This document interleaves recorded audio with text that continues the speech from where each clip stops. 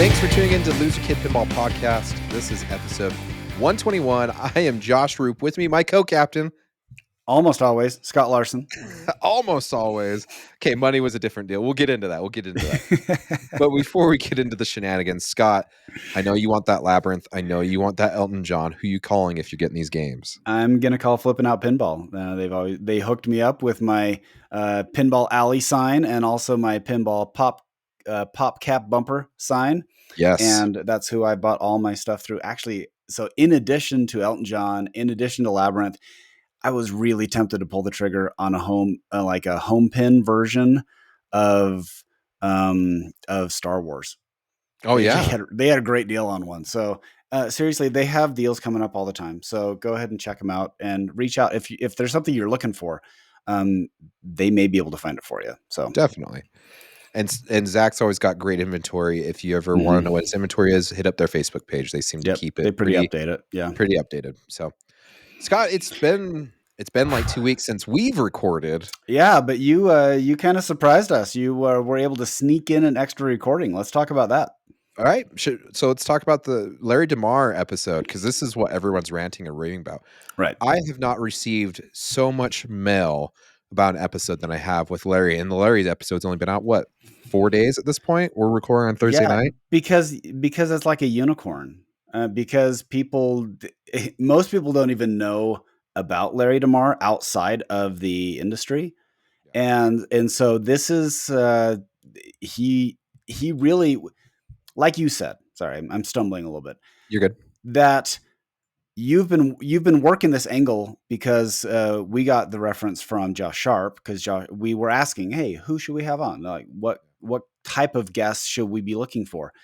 And Josh recommended him, and he said he's like the godfather of modern code. No one's interviewed him that I am aware of, and so we've been working on him. And he legitimately sounds like he works all the time. Yes, he really does. And yeah. I thought he was kind of blowing me off, but because I think he's just legitimately that busy. Yeah, he's really that busy. And I just had an epiphany that, like, hey, I'm going to be in Chicago. I know he lives in Chicago. Maybe I can convince him to come on. And that's why I was excited when he said, yeah, let's do it at Expo on that Thursday. Mm-hmm. And then he messaged me on that Monday, like, my wife has had COVID. I haven't gotten it yet. So I was really nervous it still wasn't going to happen. But the cards played right. And Saturday night I was recording with Larry. And Ron Hallett, a Slam Tilt, reached out and said, congratulations, this is amazing. Mm-hmm. You know, Larry has never done an interview outside of like Tilt, the Battle Save Pinball, which is the Pinball 2000 documentary. If you ever watched it, the super sad the end of Pinball documentary. Well, no, I'm sorry, that's special one. Special one, but they're both kind of sad. Like, yeah, they are. But he was in that, and I was nervous. If you watch that documentary, Larry is. It's only been like 5 years since William had closed when they did that. Mm-hmm. And so, he was a higher up. The wounds are still fresh. Yeah, the wounds are still fresh at that point. Mm-hmm. And so, anywho, long story short, I mean, we've received so much mail. Larry said right before we started recording this episode, he sent a message. Thanks, Josh. It was fun to talk to you about bits and pieces of my career. Can't believe anyone wanted to hear me rambling for 2 hours about my time in pinball. Reviewing this episode, I'm a little sad to see that I only mentioned a small number of amazing people I had the opportunity to work with on making many games over the years. The magic of Williams Bally Midway was the enormous number of smart, talented, fun, creative, innovative people that were all under one, then two, then three roofs. For those of you that I missed, you know I'm thinking you're amazing. I think you're amazing, and you are all a big part of the success of this company. This man, that's why I felt like looking at Larry DeMar, looking at the history of Williams, and I say it multiple times. He has too many hands in the biggest hits of Williams and Bally for it to be a coincidence. Right. I mean, starting off with not a fluke. Yeah, it's not. It's not. I mean, Black Knight, Space Shuttle, Fun House, Bonsai Run, World Cup Soccer, which is my personal favorite. That's what got me into pinball. You got Addams Family, Twilight Zone. All these games are some of the biggest selling numbers. And to listen to him talk about like Extra Ball, that was a feature he came up with, and the replay values increasing because they were talking about like replays were kind of killing Right. pinball because You'd have an elite player who would play all day on like one coin drop. yeah, and so that's why the replay values go up, and just some of the little stuff. This is now why I understand that Josh Sharp was calling him the godfather of modern pinball code, because Yeah. a lot of the stuff that is just commonplace in code today since the 90s is because Because of him. yeah, because of him. And so it was amazing. And like I said, we've had so much feedback. We've had people I don't remember people ever being like, "You need to listen to this episode," and people are making public Right. posts of, "You need to go listen to this. The Spirit is Lit podcast. Thanks for giving us a shout out." You know, just people are. I have a feeling this is going to be one of our biggest listened to episodes. I think as it It sits right is now, because it's unique. yeah, It's information that you can't get elsewhere. I mean, there's a lot of stuff we talk about that other podcasts cover, yeah, but this is something that is it's historical. It gives perspective. He reinforced what I have said, and I know you have felt this way too, that JJP actually saved pinball again because they raised the bar and said, "Hey, we're going to make an expensive machine and we're going to sell it." And Stern said, "Oh, wait, you can do that? yeah. Okay, so we're going to make some better games." And then they just the jets came out and they just flew. I love too that he wasn't reserved in a lot of his comments, Mm-hmm. talking about the perfectionism mixed or marred with the insecurities of pinball Sure. designers. Okay, I thought it but was very I think interesting. that's with a lot of really creative people. Yeah. And the hardest thing in anything is to follow up hits with another big hit. Yep. Like it's the easiest job in the world is to go out there when you have nothing to lose. Yeah, that's true. But when you are a high production talent, you have a history of hits. Yep. I mean, it's hard. It's it's hard because if every single game you're releasing outdoes the last one, what are you having on the next? Yeah, That's why I'm kind of excited about what's coming up in the fall because it's every game has gotten better. it's very true. Yeah. So there was a lot of information. If you haven't checked out the episode, heck, pause this one Yeah. and go Pause, listen to go that one. listen to it, and then come back. Yeah, it's an amazing episode. If heck, pause this episode, go listen to it again if you've already listened to it. Yeah. There was a lot of information there that was all great. Yeah. And like I said, I was very honored that Larry was the one that picked our podcast because he said he's been approached by numerous podcasts and he just turns them all down. Well, I, Uh, I just think he does. I legitimately, I just don't think he has the time. Like no, he's a workaholic, and you just got him at the moment when he was at a location that he wasn't committed to something else. I think also we connected on a personal level on some other stuff that I'm not going to discuss because it's personal. But yeah, I think what's I think that's the problem. Like sometimes when people reach out, they're just reaching out like in behalf of Right. Loser Kid Pinball Podcast. Um, when you start to get to know the person behind that, then you're Yeah. like, oh, I kind of want to do this because I know the person now. So Right. Mm-hmm. small tidbit to those that may be listening that are doing podcasts. So yeah. So it was great. But Okay, so with that episode and some other ones, you have some news that you told me. yes. So So are you talking about we're at 1,000 followers we're now at on Facebook? 1,000 followers, ladies and gentlemen. Crazy. I have never invited anyone to like our podcast, and for some odd reason, I'm like, why have I never done that? I don't As soon as I invited all my friends, Yeah. it's really funny to look through the list. Like they've never liked it. They've never. Wait, what? Yeah. I'm not going to call anyone out, but it's pretty funny. But yeah, we gained about 65 followers overnight, and it is just exponentially growing. And Yeah. Facebook has given us some kind of like tier 3 something or other. Yeah. I don't know. So it's been fun. That's pretty And cool. by the way, we appreciate that this is a ride that we've been on for what, over 4 years now? 5 years in January. Yeah. 5 years in January. And this really was kind of an avenue for us to talk about pinball together. Yep. And it does mean a lot to me, and I know it means a lot to Josh, that it has connected with many people on that level where you are invited to be like the silent third chair, where you're either shaking your head at what we're saying or you're nodding along. But either way, you're included. Yep. The one thing I do appreciate because we had plenty of people come up and say hello at Expo and how much they love our show and the appreciation they have for it. The people that I met this weekend that will really like our show were people I seemed like we would hang out with. So it's kind of nice Right. we attract the people that we want to be around too. So Yeah. yeah. Welcome to the Low Drama Club. Yeah. Yep. And you all seem awesome people and low drama. So you're welcome to hang out with us anytime. The other funny part, okay.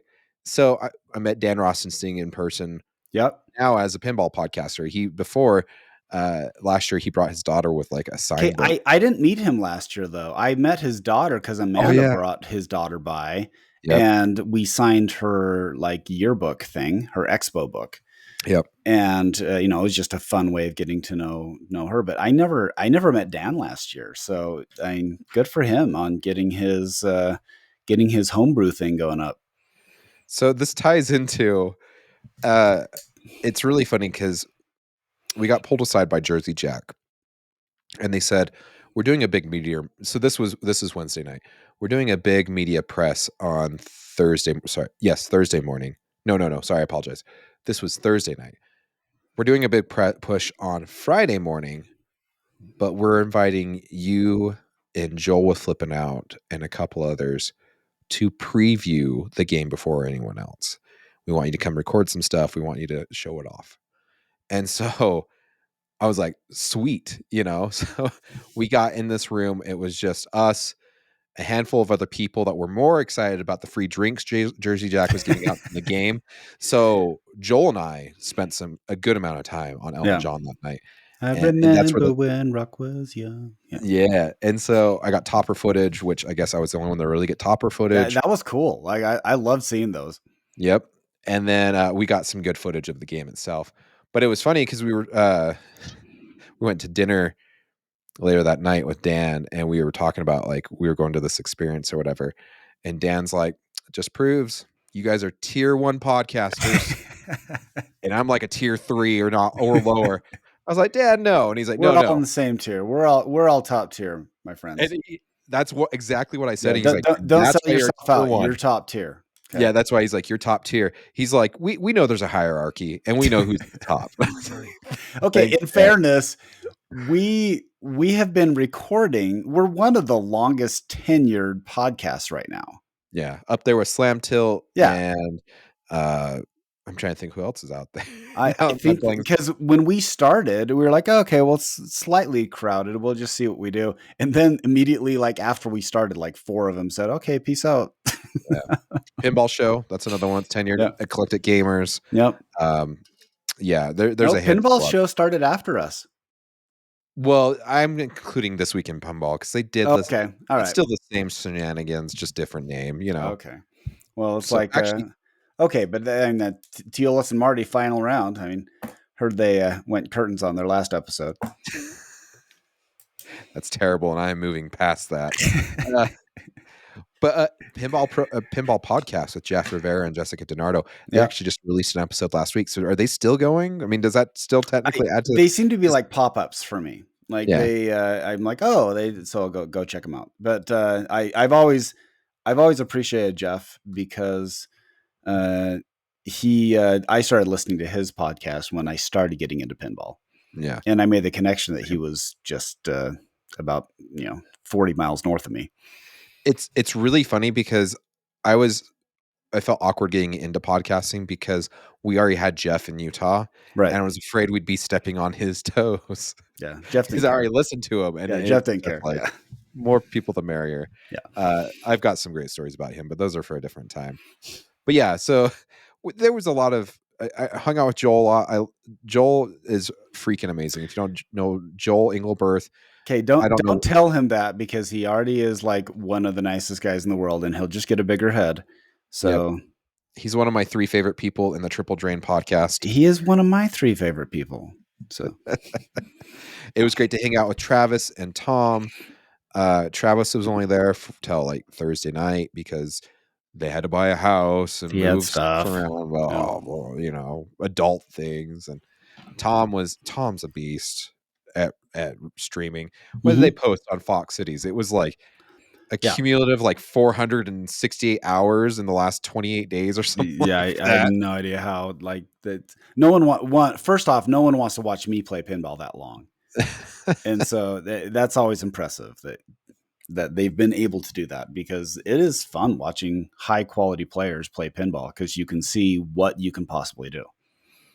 So I guess I'm kind of jumping around. Should I just start at the top Yeah, of Expo? start at the top. Okay, got there Wednesday. Carter and I, my son Carter went with me. Um, we got there. How old's I Carter? Carter is going to be 13 in December. Mhm. He is mildly decent at pinball. He enjoys it. So I was like, this could be a fun bonding experience. Out of all the things I remembered to do when I shifted from going in on Thursday, because fall break for us started on Wednesday, so the kids Mhm. had no school. So I figured I'd go an extra day and take him downtown for one of the days. I forgot to bump my hotel up one more day. Ah. So I got in, I tried to check in. I figured I'd do it nonchalantly, but like, oh, I'll just take my room today. It's not a big deal. No, the convention center had back to back to back conventions, Mhm. and Pinball Expo just happened to be the sandwich in the middle of the sandwich. And so they're like, we have nothing available.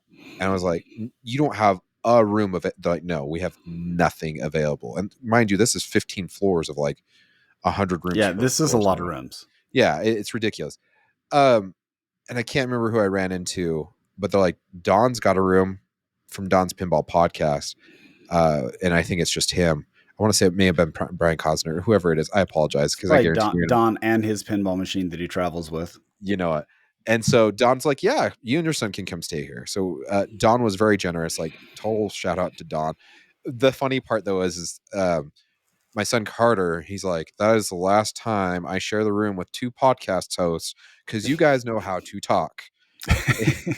It was like 2 in the morning when we finally went to bed. Oh, see, Uh, yeah. The difference is if you and I were sharing a room and Carter was there, it'd be like, okay, I power down at 10 o'clock. Like that's yeah. when my energy is just gone because I get up early. So we got up about 8 o'clock on Thursday morning because that's when we could check in at our hotel. I Mm-hmm. went and checked in. They were nice enough to take my bags and hide them behind the counter. And they said, as soon as your room's ready, we'll let you in. But it didn't matter to me at that point because the Stern tour was happening. So hopped on the bus. We zipped down to Stern. As soon as we got there, Joel, Julie, Craig, Bobby were all kind of in the front of the line. Don joined with us. We all kind of got bumped to the front of the line, and I'm not going to apologize. But the first thing you do is when you walk in, it was like a four-year area. There was Gary Stern, Seth Davies, the new president, Mm-hmm. uh, and our tour guide was Brian Eddy, aka Medieval Madness, Attack Oh, from Mars, nice. Stranger Things. So it was really cool to be hanging out with him. And they were very much like, you do not take pictures. If you Mm-hmm. got caught taking pictures, you're getting kicked out. Yeah. And like you can take some pictures at the beginning of the tour and at the end of the tour, but that is it. And so Mm-hmm. um I didn't take any pictures during the tour. I swear I did. So But it tell was me what the next 5 releases are. Okay, no, oh, that was yeah. it was I'm not going to get into that cuz I'll get in trouble. Yeah. But it was awesome. It was awesome to see them moving games. It was weird cuz the office space was dead. There was no one in there. There was no one in their cubicles. But Mm-hmm. in the factory, it was hopping. There was people moving. It Mm-hmm. was funny because What was on the uh line? What was on the line? Deadpool was on the line, was one of them. Mm-hmm. They were doing wiring harnesses for Falcon. Do you know what the code name Falcon is for? Because everyone's like, "That's the next game. That's the next game." I'm like, no, it's not. No, it No. already came out. Okay. Rush? No, it is Foo Fighters, Falcon. named Why Falcon? after Taylor, Is because that his last name was Hawkins, if I remember correctly. Oh, okay, gotcha. Okay. So that was Falcon. People saw Waffles and was like, "Well, that's got to be the next game." Do you know what Waffles is? Let me think. Okay, I'm just going back. So there's Godzilla, Rush, Yeah, okay. Venom. Yeah, Um, farther back? it's farther back. They just re-released it like a month ago. Oh, Stranger Things. Yep. So which makes Waffles. sense because Okay, Eleven's I've obsessed with never watched the waffles. show. I need to watch the Okay. show. I've never Okay. watched the show. There was a If they couple of named it Bloody Nose, then I would have known. Jaws was also there. Jurassic Park. Which Jurassic Park. Uh, it was funny because you've got people just pointing out and speculating and like, oh, and there was nothing out there. Well, of course not. And they have the proprietary stuff locked down. Even the factory workers don't know what's going on behind the Yeah. scenes.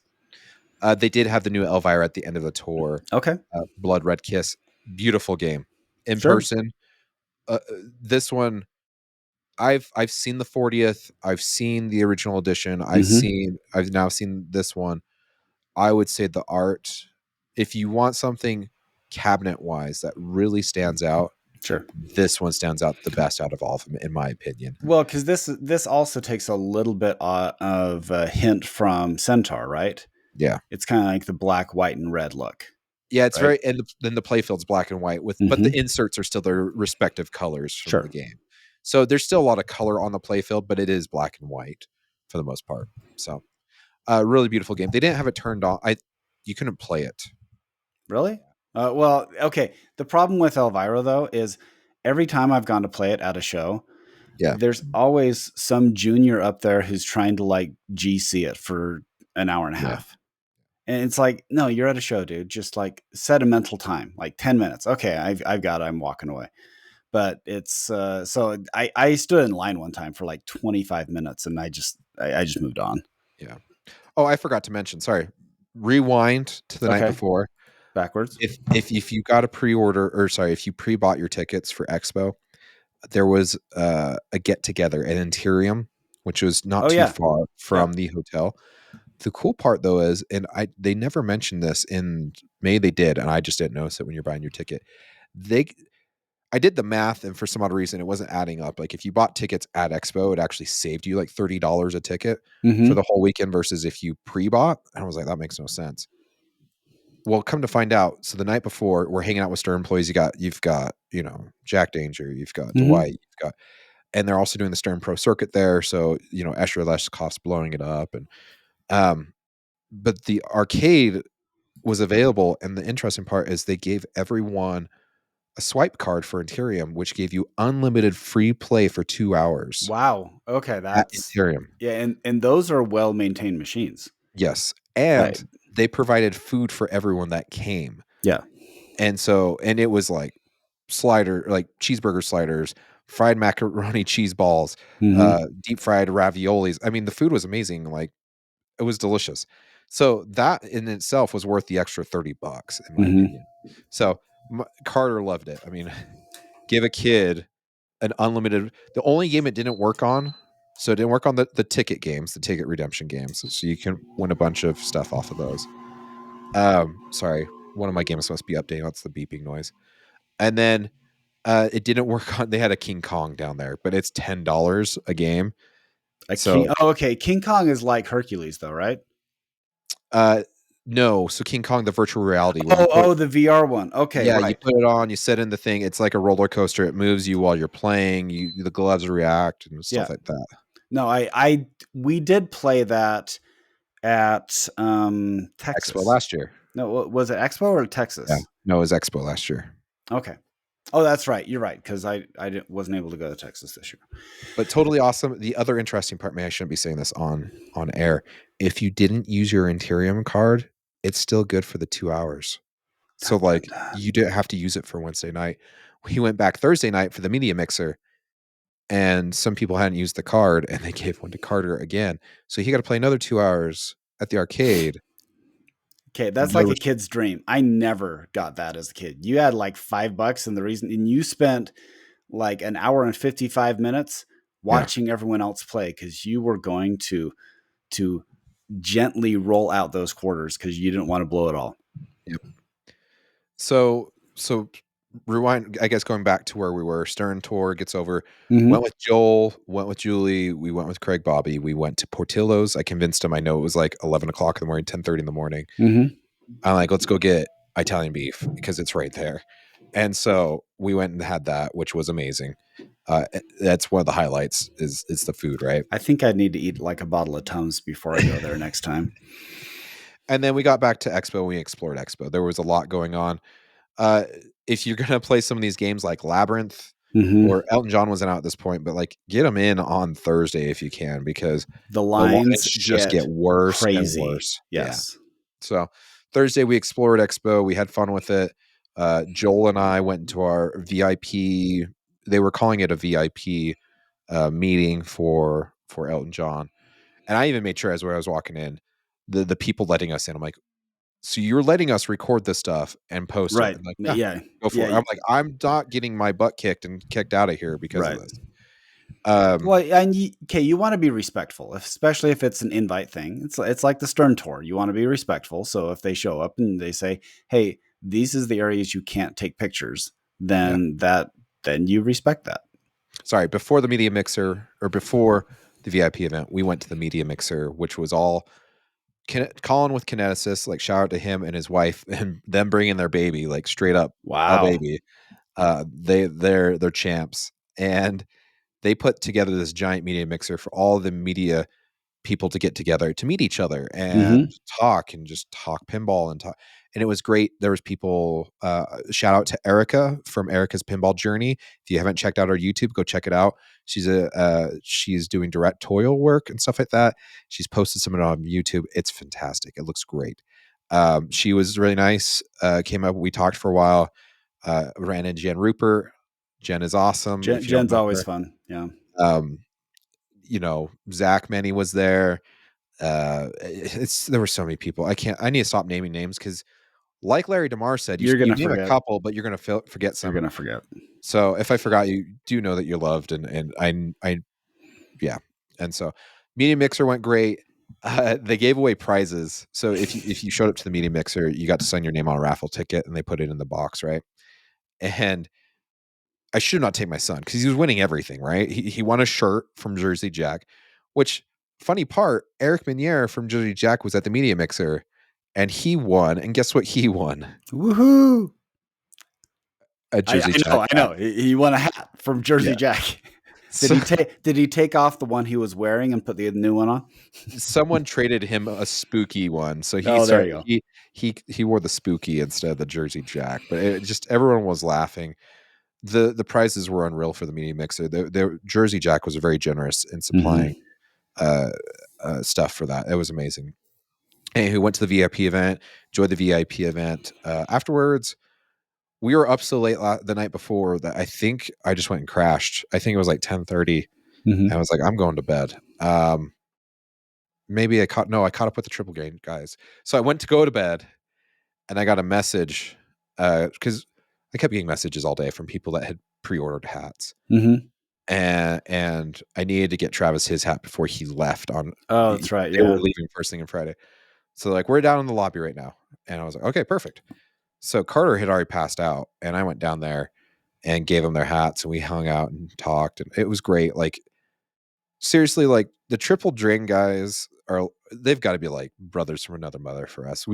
These guys are amazing. If you haven't been listening to their podcast, really turn it Go check on them out. They're also pretty good at pinball. Even Joel is, but a don't little tell bit. him that.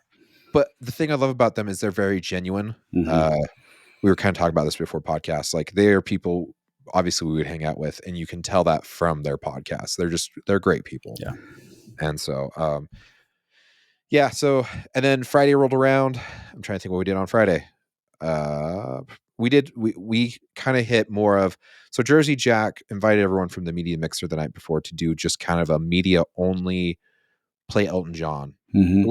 which shout out to Ken Cromwell. This is Ken's amazing great. Yeah. marketing strategy. Like Mm-hmm. this fantastic. The night before, Eric had told me about something in Elton John, which I really wanted to get to. So there's Crocodile Rock multi-ball and there's Rocket Man multi-ball.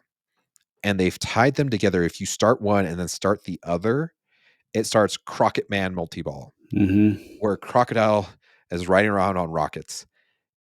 And I was able to do it the media thing the next morning, and I thought I had it recorded. I don't know who was holding my camera. You got a great shot at the back of your head, though. Yeah, I've got a great shot of my back. Mm-hmm. But it it was great. I've got to say, let's talk Elton John really quick. Yeah. Should we do Beautiful. elephants in the room first, or we should talk about everything that's great about it? I say let's do negatives, and then we land on the Okay, positive. okay. So I'll take this one because Okay. we talked about this before. Okay. I've always said that in everybody's marketing strategy is different. Okay, Yeah. and Okay. I've tried to emphasize to everybody, not every machine is for every buyer. Yeah. I'm solidly between like the premium LE. Okay, Yeah. like kind of the Stern premium LE prices, but for the most part, I'm kind of in the premium. That's the happy zone I've been in since the prices have escalated. They've gotten a little more uncomfortable for me to Yeah. get the high end. So this is the challenge. This looks like an awesome game, but they are going to sell less than they would if the price were lower. And that's just a basic for Yeah. me. They did come down a little bit on the price from what their last release was, but it still feels a little high to me. But that's my only now. I can say that as a fan Yeah. because who doesn't want to pay less for like a sports car, right? Yep. Like, and so there's nothing new about that. And you are competing with Stern, who sells the most machines, Yeah. and your price point for a comparable, it's no longer the limited edition. Now it's the platinum edition.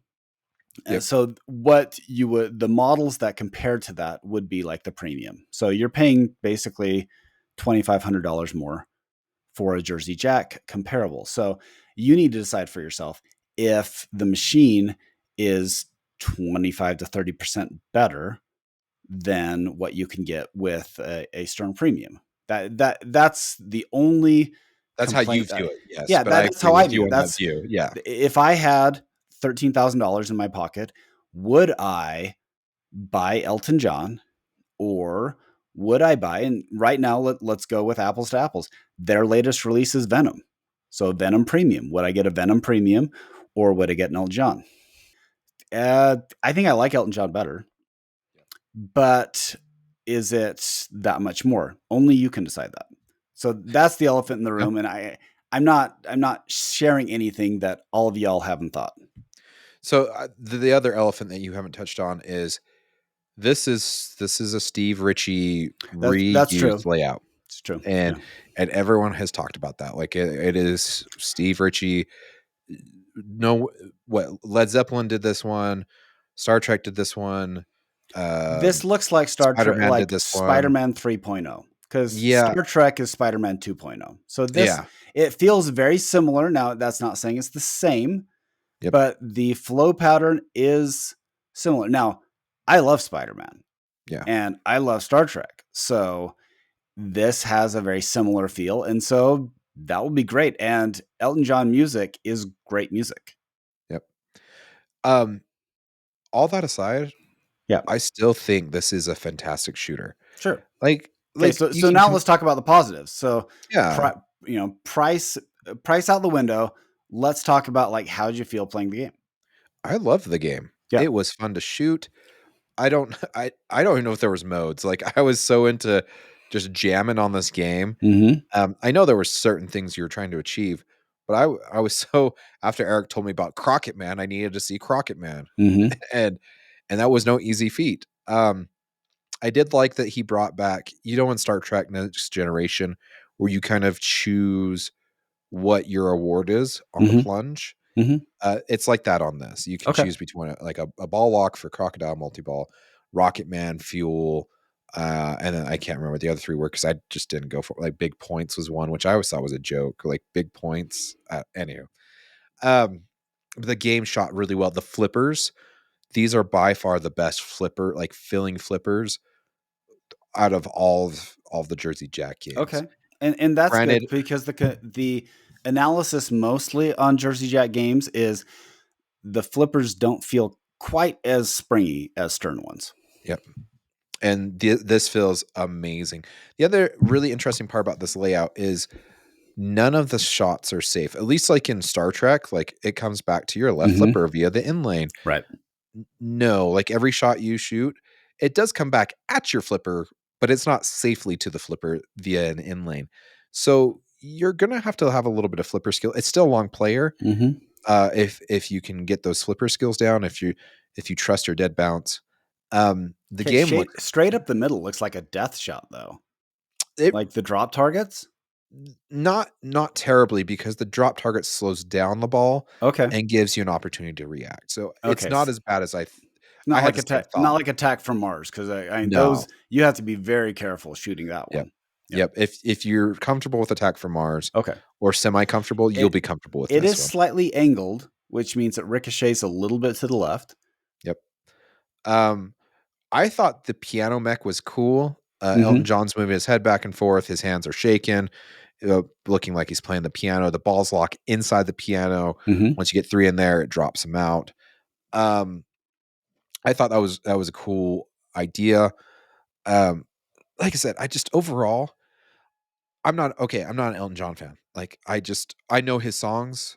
It's just not it's not me. Mhm. The thing I'm impressed with, this game really felt like it was rocking. Like our biggest concern we've talked about for months now is like Elton John songs aren't really like Where's the ripping songs? Yeah. yeah, and it felt like this was ripping the whole time. The light Yeah. show was great for Pinball Wizard. There's every song I played, I really enjoyed. Mhm. But So like I said, the okay, so let's talk about the songs too then. So yeah, and you did bring that up. It feels rocking. So Rocket Man, yep, yeah. It's not a jammer, but it's good. Tiny Dancer, okay. Benny and the Jets, yeah, I'm goodbye. So the funny thing is, none of these songs sound like high tempo, which is what you expect yeah, from pinball. You have the Bitches Back, it's a fast one. Crocodile Rock, actually my favorite Elton John song. Um, I'm Still Standing's good. Pinball Wizard is Saturday Night. So those five are ripping. Your song, definitely not one. I don't know. Take Me to the Pilot. Maybe I don't know that I don't one. remember hearing that one either. Okay, Philadelphia Freedom. That's kind of that's Yeah, more upbeat. Leave On, not fast. Honky Cat, yeah. So I would say about half of them are ripping songs. Half of them would probably be in the ballad category, right? yep. But I don't know if it's the flow of Steve. I don't Sure. know if it was kind of the speed of it, but they all worked and it Hmm. was very good. If I found an Elton John on location, I would pump a good amount of quarters into Sure. it. Oh, I would absolutely. I'm gonna seek this out. I am not. yeah, I am full. I do not have space, and I don't want to yeah, sell one right now. So I'm not going to buy an Elton John. But I really, really hope someone close buys one and puts it on location or has it in their house, because I would love to experience it in someone's house because I want to hear the full experience. yeah. Like I said, it really is a great game. I think if you're an Elton John fan, you're looking at pulling the trigger on this game, Do it. you will be happy with this Yeah, game. do it. If it's in your price range, that's the problem too. It's like it's not in my price range. But like I said, Yeah, I would be. it's I wish they would make specifically an operator edition because I like a really think this. pro edition. You mean? Yeah, like go Yeah, back to the standard or something yeah. like that. It just The challenge, they're going for a different. They're going for more they of are. a boutique Yeah, pinball company, where they're not gonna recoup their money on volume. They're gonna recoup it by having a premium product with a premium price. I mean, it's basically the Lexus, the Lexus Mercedes strategy. well, but that brings me So to my next question though. Like, is that why did we change it from limited edition to platinum? Is it so we don't have to claim there's a I limited edition number? Because well as it maybe stood okay, it used to be 5,000 limited and 500 collectors. Now the platinums aren't numbered yeah. and the collectors are to 1,000 now. Well, okay. I actually think this is better though, Okay. because Stern's highest level was limited edition, so it was a little confusing.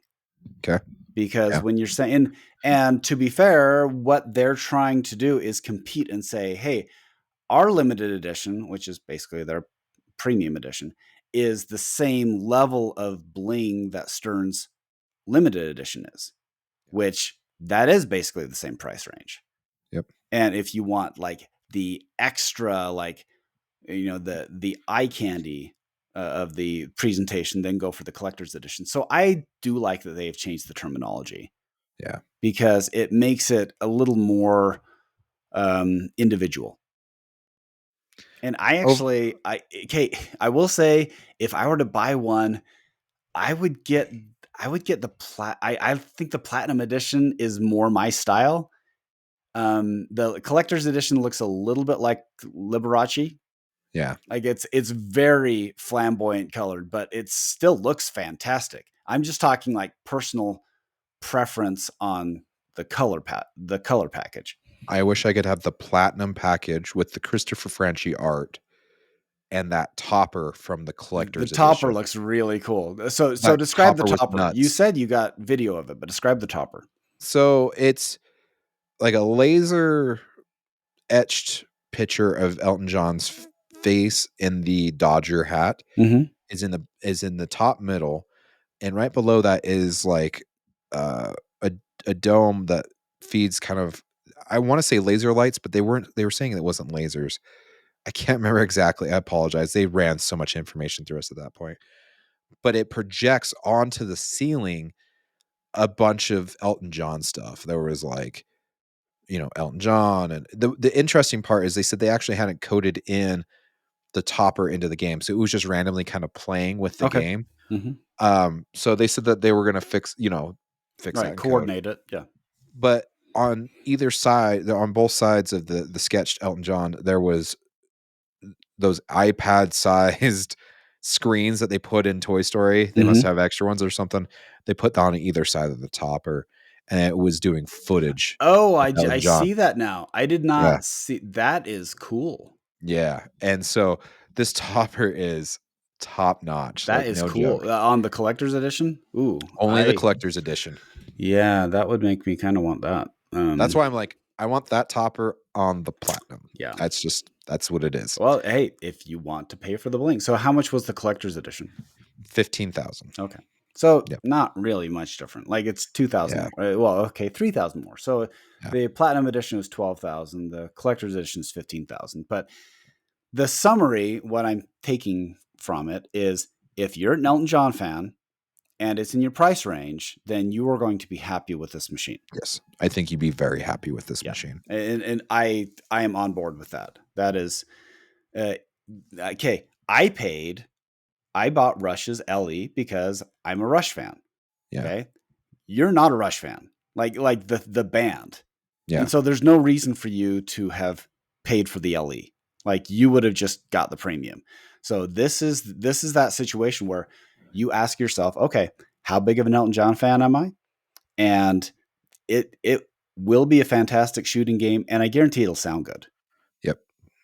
So the thing I like most about this is the first time that they have taken an artist that's not considered like a party rock artist. Yeah. Right. Yep. And I guess Rush isn't a party rock artist, but you know what I mean. Like It's that like 70s, 80s. that 70s, like the jam rock and feel. metal. Yeah. The jam and feel. This has like half of the songs are jammers, half of them are ballads. But I guarantee if now we know the demographic in pinball is heavily male dominated, right? Based on our statistics, 80-20. Yeah. So, okay. That's just an eyeball will probably tell you something like that. Yeah. This is the first game that's not geared exclusively toward like dudes who grew up in the 80s. Yeah. And this is something that I guarantee, if you have a Foo Fighters and you have an Elton John and you go in there with your significant other, and your significant other, like there's a good chance, if they are not a pinball person, male or female, there's a good chance they're going to go to Elton John first. Yeah. Everyone that played it loved it. Yeah. It really is. It's a good game. So I mean, good for Steve, right? And then after the media the media push was done, Labyrinth was very close. So Carter and I went and got online, and Don and Brian Cosner were very nice enough to let them get us cut in line to the front. I apologize again to those that have been standing in line. So I got some video of that, which I can't remember if I've posted yet or not. But this game, for a first outing from a pinball company that no one knew about, pretty impressive. Shot Yeah. really good. Flippers Yeah. were strong. They didn't feel mushy. The game feels very straightforward. It's you it's a typical pinball layout. You shoot the left. There's a left orbit. There's a left ramp. There's a bash target slash something up the middle with a little horseshoe that goes around that with a right ramp. And then obviously the left orbit comes out on the right orbit. And there was some stuff further down the left. But what the playfield did that you weren't expecting is there's diverters built into the playfield. Yeah. And it does just little nuanced things. Like if you shoot the right orbit, I can't remember exactly how it works, but it will come back to left orbit, but a diverter will pop up and push it behind the ramp, the left ramp. And then the left ramp will actually open and it'll shoot it at you, or it'll hold onto it as a locked ball. One of the other cool features was I can't remember exactly where it was on the playfield, but if you shot it, it would bring up forks and capture the ball. So all of a sudden that spot became an actual capture ball. Okay. And then you could hit it and it would hit through a spinner. It was just really good kinetic satisfaction. The interesting part, so if you haven't listened to the Aussie Pinball podcast, they go a lot more in depth in this, kind of everything that they've built up to this point. Let them tell their story.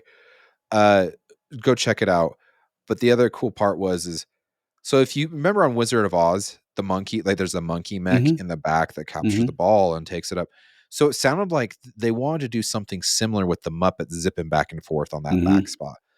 When they got into it, they learned that those screens were a heck of a lot cheaper than making mechanical Muppets.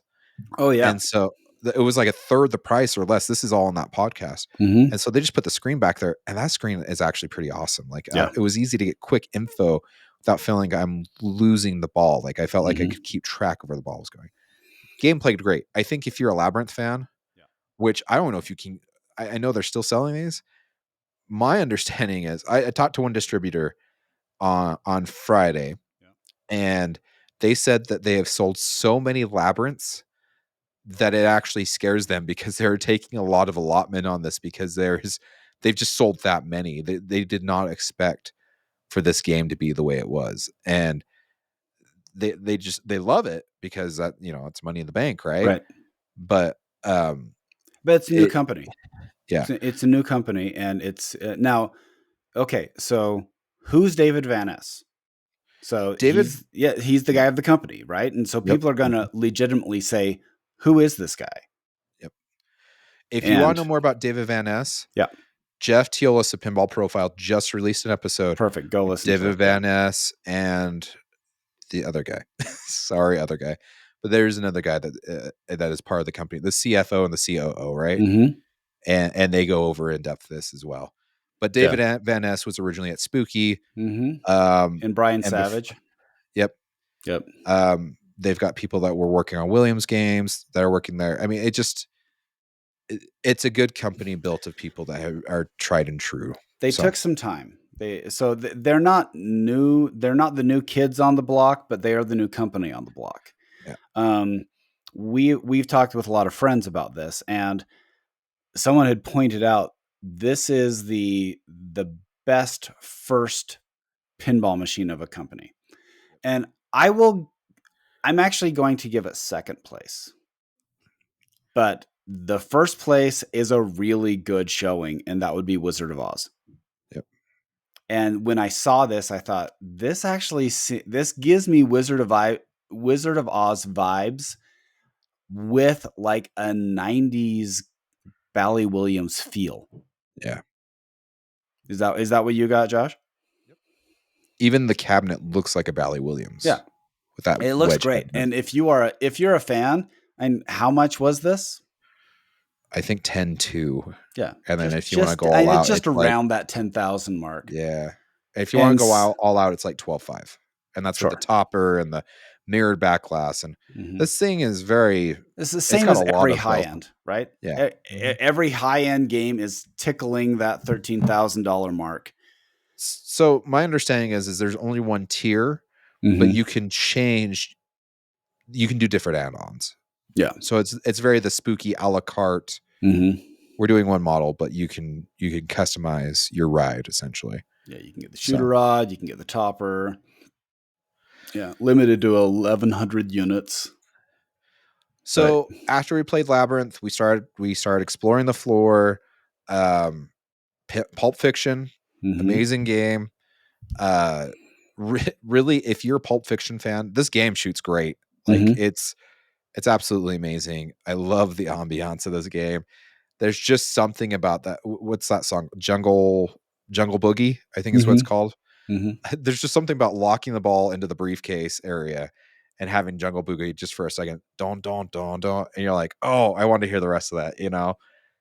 And just locking those other balls so you can start the Jungle Boogie multi ball, and it's just the game's fantastic. Yeah. I can't own one at this point, but with my young kids, Well, it's also not like it doesn't connect with me. It's the same thing as yeah, Big Lebowski. I'm not gonna yep, pay the money for a Big Lebowski. I've seen the movie once, yeah, and it didn't connect with me on theme. yep, But it's a solid execution of the theme, and there are so many fans out there that this is, if you are a fan, it's a must buy. It's the yep, same as Big Lebowski. If you're a fan of that, it's a great buy. yep. We went and played Ninja Eclipse from Turner Pinball. Okay, so okay, talk about that because I think that very few people know enough about it, and so okay, we know that this is Turner who bought the assets from Deeproot, Yep, and no one's going to be surprised my feelings on Deeproot. yep. So let's try to give him a fresh take and say, okay, he is not Robert Mueller, so let's see what he's bringing to the table with whatever assets they made. So go ahead. So they got rid of the coin door because they want to look to the future and use your phone to pay instead of putting coins in the game. Which, by the way, okay, I actually agree with that. Yeah, I agree that the coin mech is antiquated. And really, if you look at most arcades, they have some sort of digital pay system. yeah. The cabinet itself looks like because they decided to cut. There's 8 inches of air inside the thing, so the cabinets don't hold what they used to back in the '60s. You know No. what I'm saying? Like Hmm. have relays and mechs and score reels and all that jazz. They don't need to be as deep unless you have a building in Godzilla that's raising up and going down. Yep. So they've cut they've cut the cabinet pretty small. It almost like I hate to say this, but it It almost reminds me of a looks like a Zizzle. Zizzle. Yeah, Yeah. that's the downside is because visually, now we're not talking about quality, we're not talking about playing. I would say visually, when you look at it, it's going to remind you of a Zizzle machine, Yep. but it's So still a full size. yep, it's still full size. Um, they've got some interesting different things that they're trying to implement into pinball. Okay. Like almost like think of the hood on a car, how you pop that open. Hmm. That's how the glass works on this, so it pops open. Um, Some merit to it. so the game itself, it played all right. The Okay. problem is the flippers are mushy. They're bad. Yeah. Like it just woof. Um, the game was all right. Like it shot fine. It felt like a standard pinball machine. Do you There know what it wasn't looks anything like? that was like game breaking. There wasn't like the interesting part is it's got a scoop on each side. Yeah. And the video I recorded, I didn't know this until I went back and watched it. Like one of the scoops catches it and shoots it over to the other scoop, Oh, and that's then funny. the Yeah. scoop like shoots it back at your flipper. So it was like, why are we playing this back and forth? I don't know. That's cool visually. It's cool visually. Visually, it was Yeah. cool, but Why do what you were you gonna why do you catapult the ball into Jackie? Visually, it looks catapult? cool. And Yeah. on Aerosmith, looks Yep. cool. Yep. So, So okay, so this is from someone who hasn't seen it since I didn't go to Expo. yeah. I look at this and say, this is a great looking high end homebrew, Yep. and and Yeah. That's how and you. and that's not an insult, by the way, because it's a solid effort for a first game. Yep. Now I agree. this is going to be a different question on the price point though, because we talked about, again, we're only speaking for our buying, but Elton John's a little high for my buying habits right now. Yep. Is this worth what they are asking for? I don't know what they're asking. I really didn't develop It's those around questions. $9,000. Yeah. Oh, okay. Yeah. Probably not. So is Let's it be honest. If you can get a Godzilla maybe? for 9 or get, I mean, that would be used. Sure. You could get a Godzilla for 9 or this. Okay, but this is not going to be your only game though. Yeah. Like if you're buying one game, you're not buying Ninja Eclipse. Yeah. But I think there's still, heck, Alien is cheaper than this with the new Ripley stuff. yeah, I don't think, $9,777. yeah, it's And it's quite the pill to limited to swallow. 100. It's limited to 100 editions for Okay. limited to 100 first edition units. Ah, That's interesting. yeah. So So they're kind of going the book they're style. leaving Maybe the there'll be door like a first open. print Yeah, they're and a leaving the second door print. open that they could remake it. Yeah. Like I said, I will tell you this. It was not the worst game there. Okay. So jury's still out. Okay. All right. It's I would Should we say talk about the worst game there? yeah, I try to Ki keep positive, but okay. Okay, so wrap up on Turner. If you want a unique one and you're willing to take a risk on a on a company with a interesting connection to a very flawed company, Yeah. then sure. That is something you could consider. Um, so the one that okay, is this the least impressive of the show? Is that Yeah. the best way of putting it? Yeah, we'll put it that away. Okay. Elements by Pinball Adventures. Oh. This game, okay, here's the thing that's why it makes it the least impressive. I couldn't even play it, and they just had the glass off so you could push switches at that point and move the ball where you needed to just so you could flip. It was a high-end working whitewood. I don't know why they brought it. Wow, It that just okay. They had to have known that Elton John was being shown. they had to know. I mean, come on. Like the pinball the pinball industry is pretty small. Yeah. Like you're gonna see this, and so it makes me cringe a little bit to think that there was no awareness to say this is probably not our show. Yeah. That That's all I can say about when you can't play a game. It looked all right. Like right. it looks like a homebrew, a non-working homebrew. It was bad. Yeah. So it looks cool. Do you know what it looks like? It looks like 1970s fantasy art. Is that it's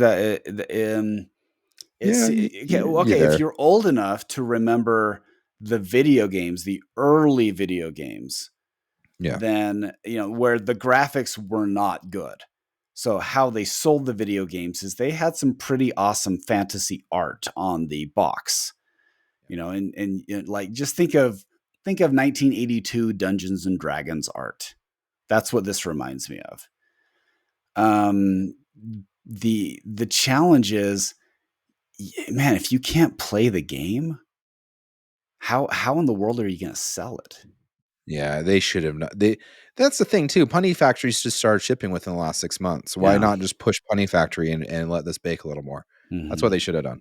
It's really hard. Well, people will forgive timing because we have seen that with Chicago Game Company.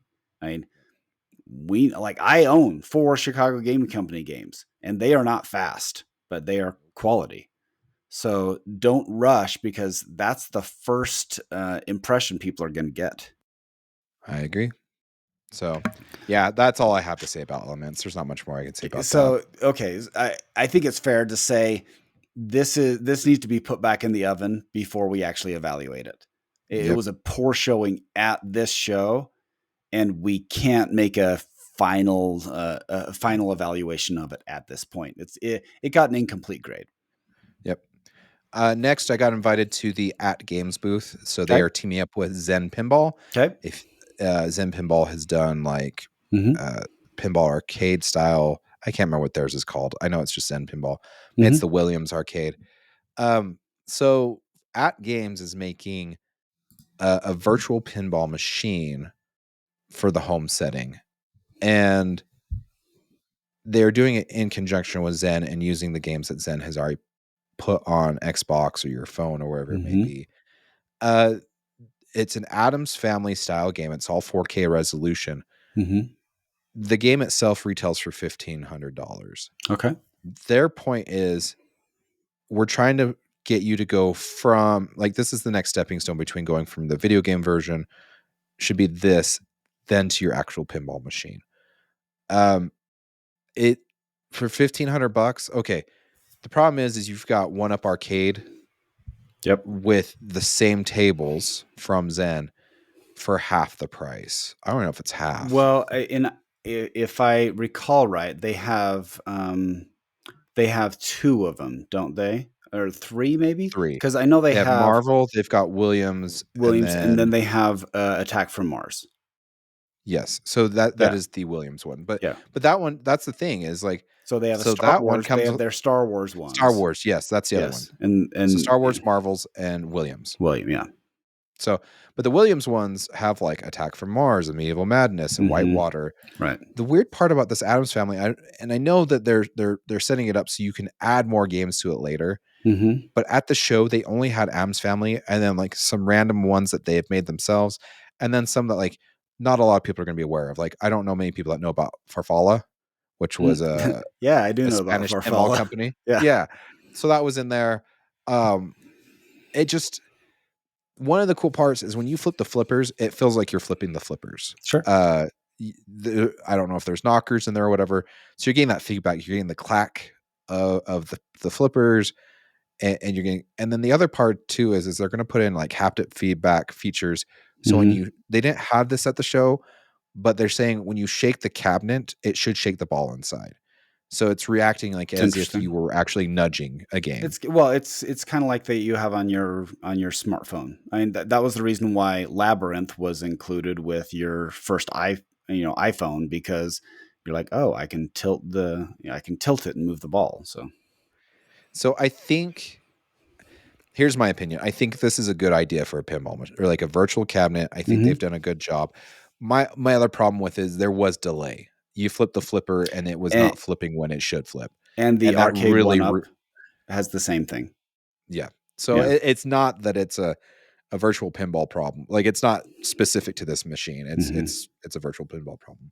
Um Overall, it's a really cool concept. I think I have a hard time with them bringing this to Pinball Expo because I don't actually think that's your target demographic. Because I think a lot of people at No, Pinball Expo but have bought their pinball machines, and yeah, this would feel like you're reverting. Maybe I could be wrong. I I I But think you are a little wrong in this, in okay, that there are people who will go to these expos and they look at okay, I'll give you the example.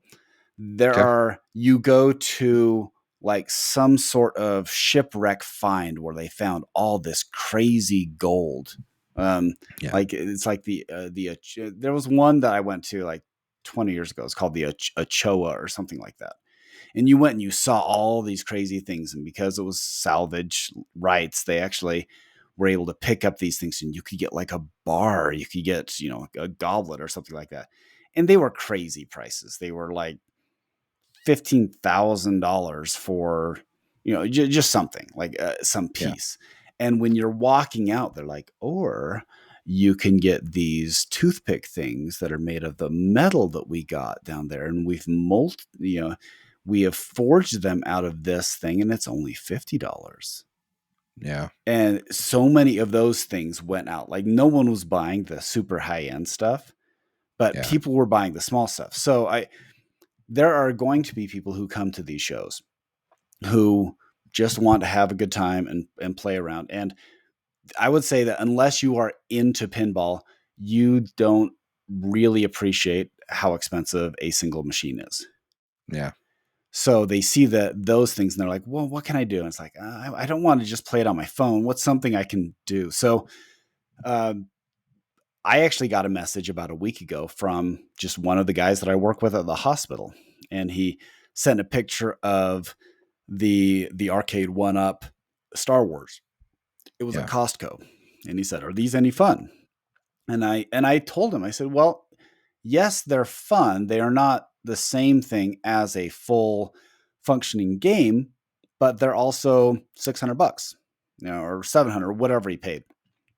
And I said, it's kind of a low risk thing if you're going to see if you like it, and you can buy it and play for a while. And then if you feel like, oh, I would rather upgrade to the other one, it's a low cost to enter.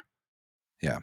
And there are people who are willing to do it. So he bought it, and he's been having a blast with it. So there is a market for this. Again, not every game is targeted toward all demographics. This game is not targeted to you. You're not going to buy it. I'm not going to buy it, but someone will. And if it has more than one game, that would be because you're not going to sell these if they have one game. Yeah. But it's still, and it looks kind of cool. And there are people who just want something like that in their game room that they're not going to play that much. And I think, I don't know, it's a good alternative. I mean, resale those different though, because yeah, you can sell a game for roughly what you paid for it. Give or take, like up or down $1,000, you're gonna capture 95% of the market of the value of the game. With these, you need to understand you're buying it, and you're probably not going to get anything out of it. I agree. So that pretty much wraps up for what I played on the floor. I mean, I've played Venom. I've talked about those games in other podcasts. So I don't really feel like I need to rehash it here, or other podcast episodes. Friday, I also took my son downtown. We went to 360 Chicago. I had him tilt over the whole city. We had Gino's East for lunch. Very delicious. I like Gino's East. I thought they were good. I had that before. It was good. That night, we went to dinner with George Fisher, Jay-Z, Michael Hamilton. Wow, that's his girlfriend. Yeah, I'm kidding. I know. I know he's not dating Beyonce's husband. Michael and Amanda Hamilton, Dan Rosenstein, Craig Bobby, George's sister. Is that everyone? And it was me and Carter. We went to Illuminati's. It was kind of funny. Carter was kind of like, "Can we not have pizza?" Like on Saturday, he's like, "Can I have something that isn't pizza?" I'm like, "You don't want to get more pizza? We can get more pizza." He's like, "No, please." Yeah, no. Give me one of those sausage burger things. Yeah. Illuminati's was great, and I realized the thing that you need to get there, in my opinion, is the flat. Well, you can get the flat, but if you're going deep dish, so the sausage is really good because it goes all the way to the edges. But get pepperoni with it too. Yeah, more meat the merrier. That's just me. So Saturday was great. We got up early. We went to Pinball Olympics, which was fantastic. If you haven't seen the videos, it's fun. Go to our Facebook page. Go to our YouTube channel. Scott Denisi and Jay Brand, you've got to sell this room thing that you guys built. So I'm going to hurry and explain this. So it's a big room you go into. It's it's soundproof, or it's padded, so it's not so loud. It's not soundproof. I apologize, but it's got LED strips like every 3 inches up the wall. That's not me. Every 2 inches, all the way from floor to ceiling. It's full size like JBL speakers, and this is all tied in with a P-Rock that Scott got. And it's so loud, and the room actually shakes, and it reacts with the game. And you think it's insanity, and then you get to having to just, like, if you can actually get to the point where you need to destroy a reactor, the whole game's going nuts. Which, by the way, there's fog machines built into it as well. And so the fog machines start going off. It's funny because, like, in the video, like, I have me and Joel and his brother Jared and Carter walking into the room, right? And like, you can see on Joel's face, like, "Oh, what is this?" And we get playing, and we get to the point where I'm trying to destroy a reactor, and Joel's like, "Hit the stand-up target. It's right there, Josh." Like, you can hear this in the video. And I'm like, "Joel, I can't see crap." Just blinded by Dwight. Oh, dude, it was great. Anywho, I told him, like, you could sell these rooms. I guarantee you could sell these rooms to someone. and tie them in with TNA, you You would could tie make it in with like an arcade 1-up game. holy crap! It just Yeah. amazing, amazing. The other cool part was they had found a dryer, cut the back end out of it, and the way that they'd set it up into the Pinball Olympics, you couldn't see, there was like a black box behind the dryer. But if you climbed into the dryer, there's a Dirty Harry in there, and you could play that. I'm trying to think. Oh, No Good Gophers. Everyone loves Buzz and Buck, or Buzz and Bud. He paid 2 comedians to come and heckle you dressed up as chipmunks while you're playing No Good Gophers. Carter loved it. Yeah. He played, that's all he wanted to play was actually No Good Gophers, because he was heckling them back, and they were like, "Ooh, that's actually a good one. That's probably the best one we've heard all day." Yeah. Yeah, and so it was great. It's Pinball Olympics. Yeah. It's amazing. Go It sells check out so the quick. video. It's certainly fun if you've never been, and it's fun if you've been. So about 3 hours into Pinball Olympics, I get a text, and it's Larry. I wasn't expecting this, and he's like, "I'm at Expo if you want to come do that interview." I was like, "Okay, give me." I'm like, "Can you give me like 56 minutes? Because that's how long it takes Yeah. to get back to Expo. Yeah. And so I went to Joel, because Joel was our ride, and Joel's like, "I'm actually kind of done too." And so Carter didn't want to leave. He wanted to stay and play No Good Gophers. I'm like, "Dude, I can't just leave you here. Like, I'm not going to leave you here." Anyhow, so I told Larry, I'm like, "Well, how much time do you have?" And he's like, "Not a bunch." And I'm like, "Okay, I'll be there. Just give me an hour." And he's like, "Okay, sounds good." So we hopped in the car. We hightailed it back. I found him. We went and found a quiet corner. I recorded the 2-hour interview. Carter, the nice part is I had pre-ordered Super Mario Wonder, which came out on Friday. So Carter was giddy. He'd been so spent on everything we had done. He's You're like, right. "I'm going to the room and I am playing Super Mario." And so I was like, "Cool, whatever."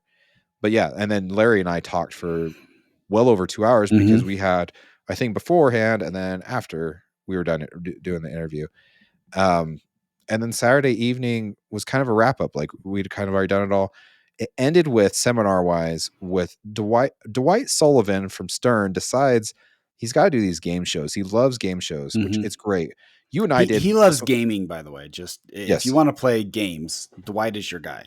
Yes. And he did 2 years ago when you went with me. He did.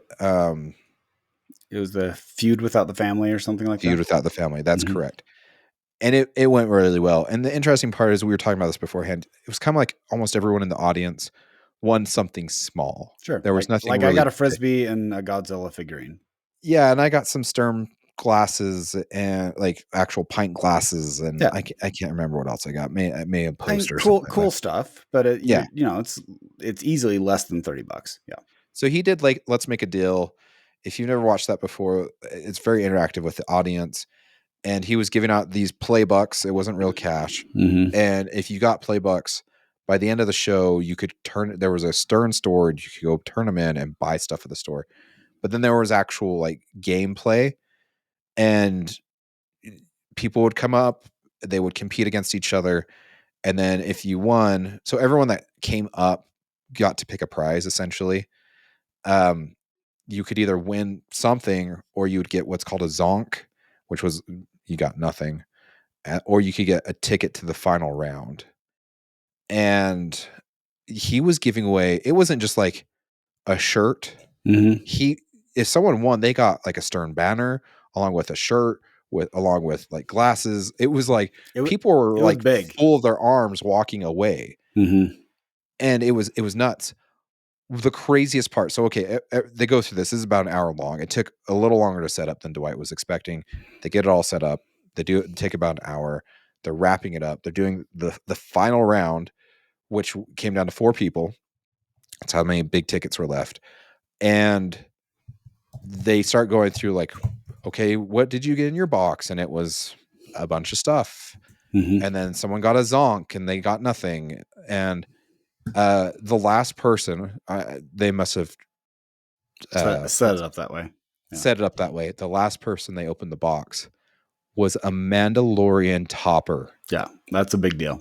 Holy crap. Like, we're giving away toppers now. Yeah. So, well, okay, not just toppers. That's a $2,000 topper. Yeah, that's the most Like expensive MSRP topper. is $2,000. Yeah. Yeah.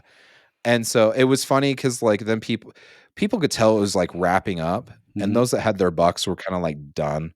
And so they ran up to the front. I was like, Dwight wasn't even done yet because he was still doing like the final show. And but all these people are there trying to get their prizes and whatnot. Somehow I ended up with a shirt, even though I didn't get any bucks or go up front, which then was taken away by Dwight. And he's like, no, you can have it. What is going on? Like, it was weird. I'm not going to go into depth with that. It was really fun though. Yeah. I'd highly recommend it. Dwight is one of the most sincere, enthusiastic guys that you'll meet in pinball. Yep. And now that you've listened to what, an hour and 20 minutes of us, I don't think it's an hour and 20. Hour and 15. That was pretty much Expo from start to finish. Like I literally, once Let's Make a Deal was done, I went and got in bed. Then we were up by 2:00 in the morning to get on. It's early flights to get out. Yeah. And we got home before 9:00 in the morning. Okay. Or it was I'm gonna take Larry DeMar off the table. Okay. What was your most memorable experience at Pinball Expo? It was either give me top three. Give me top three. In no specific order, because I don't know if I can order these. The VIP event for Elton John. I felt very honored to be trusted. Sure. To be in that inner circle. That's something that I would have never dreamed of. So I would say high point, definitely. Jersey Jack. Very, very high point. Jersey Jack with Elton John and their marketing team, including our good friend Ken Cromwell. And I'm calling it the box of awesome, or you're the awesome box. Scott Denisi and Jay Brand's creation at Pinball Olympics. Pinball Olympics, it was great. I felt like I'd done it all before, but that itself was worth the price of admission between that and the tacos, but that box of awesome was amazing. The third thing was probably honestly all those people that came up to me. There was a lot of people that wanted to talk just because they knew who I was and they've listened to the show for years. Very humbling to hear from seeing people wear Loser Kid shoes has to be one of the coolest things. Oh, Doug Puerta. Is that? I can't remember if that's exact. I apologize if I saw your last name. Doug showed up Thursday. Loser Kid shoes, Loser Kid shirt, Loser Kid hat. Like, he's all honestly, the only other thing he could have done is if he went to swivelballswag.com/loserkid and bought backpack. We had the joggers too. So you could buy the joggers and the backpack. You could have literally been Loser Kid from head to toe. Yeah. I don't care. The man looked amazing. I loved it. It was great. It was Doug. Thanks for the support. That's awesome. Yeah. It actually makes me smile knowing that we can at least that you invite us into your home to listen and we take that friendship seriously. So thank you. There is one more person on my list. I did some notes and I've been jumping around this. There's one person I do want to give a shout out to, Davey from Stumblers Mods. I got to meet him in person. The dude is awesome. Like if you get an opportunity, if he's at a show, seriously, I apologize. He was one of the other people that went to dinner with us at Illuminati's, and the dude is just awesome. Like he's very nice. He's very down to earth, and it was really cool to talk to him. And if you got the opportunity, sit down with Davey, buy him a pint or whatever you want to do. It just. And Davey, I need to order before you stop making them the mods for Godzilla. I have one of them. I need the other two. So it was great to meet him. Meet Alec Gleason. There, he is a part of the Electric Playground that is doing the Godzilla topper and the Twilight Zone topper. And the Godzilla topper, I didn't realize it's pretty sweet. So it's like a UFO, but then it has like each city. Or not the city, sorry. It has like battle, like in the center of the playfield. Sure. So essentially that they've taken the spaceship from the center of the playfield and put it up on top. But if I can't remember how you activate it, but a UFO will actually pop out of the topper, and it looks like it's like beaming down onto the topper, and then it slides back in. That's cool. Really cool. Alex, really cool guy. like I said, I hate starting naming people because I know I'm going to forget someone. Jeff Yeah. Tillis. It was great to see Jeff as usual. Mm-hmm. Nice dude, sweet hair. I wish I don't dare grow out my locks like him. Well, okay, Jeff's just a sexy man, and that's how You it is. know what? We should do. Okay, You know what? That's one thing. Forget the Twippy. Forget the Pinball Industry Awards, which I love those guys. We need to have the sexiest person in pinball award. you know Why what? why I don't we just have that? personality wise, it's Jeff within his flowing hair just makes it awesome. Oh my goodness. But yeah, it was amazing. Top to bottom. Yeah, top 3. There you go. Okay, you have some shout outs too. I want to make sure you get those in. Oh, I've shouted them out during the episode. Okay. Donald Garrison, Dan Rosenstein, Davey Stumbler, Erica from Erica's Pinball Journey, Slam Tilt, Ron, thanks for reaching out, and Glenn Wechter. Yep. I have not shouted you out yet. Glenn, okay, people, I know you're to the end of the episode. You're like, what? We're still going. I apologize. Well, heck, you just listened to Larry DeMar for 2 hours. Maybe you can listen to me for an hour and 30 minutes. Maybe. Glenn, okay, maybe. So we started doing the YouTube thing, right? And our outro music was actually getting us pinged for copyright stuff. And I didn't know this until about a couple episodes in. And it was still letting us keep the episodes, it wasn't bleeping anything out.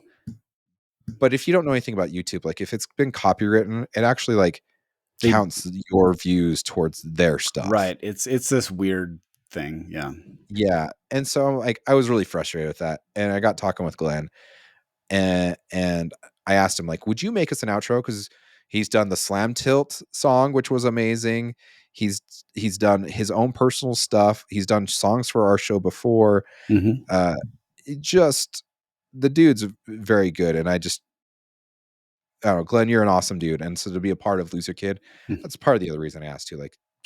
I could be like, hey, Glenn's helped us out. And so Glenn, if you haven't checked Glenn out, check him out. Yeah. Glenn was awesome. He actually did your check it out rap. You remember that? Yeah, I do. That's why I said that. Anywho, so this new outro music is thanks to Glenn Wechter. Thank you again for making this. It's awesome. It's kind of almost creepy, but it's kind of a throwback to our old outro great. too. It's great. It's great. So, anything else, Scott? I'm sorry. I talked a lot. To hear. Well, that's because I was interviewing you. I wanted to hear from Expo since I was living vicariously through you. Yes. So there's that. And if you guys went to Expo and there were things that you liked or that we didn't cover or that you think we're dead wrong on, please send it back. We want to hear from you. We want to hear the things you're looking forward to. The current price points, what you're interested in, if there's something you're looking forward to, and that helps us out. And we love hearing from you guys. So definitely, we'll see you in about 2 weeks. Correct. If you want to get a hold of us, we are loserkidpinballpodcast@gmail.com. I do respond to that one very well. So if you do send an email, I will get it. And I will either try to respond to it or you'll hear it on our next episode. It just is what it is. Facebook, Twitter /X, Instagram, Twitch, YouTube. Seriously, if you're at this point and you're listening to our content, please go on YouTube and subscribe. We're trying to get to 500. Yeah, it does help. They want us to get to 500 subscribers to get to their level of whatever they need us to. And watch our content. Like I say, if you haven't seen the Elton John stuff, if you haven't, I'm slowly rolling out more video onto there. I've got some Labyrinth stuff I'm going to try to put on there. It's hard because I had my son record the video and some of it ended up at my feet. Some of it ended up at my back. Hey, that's great. I love the kid. That's great. It's great. So I'm going to try to edit what I can and kind of put it together so you can get some ideas if you haven't already. I love that he was with me. It was great to actually. You'll remember that video, the video of your feet, more than you would if he nailed it. Yeah, and the funny part is too, by the end of all the shenanigans, right?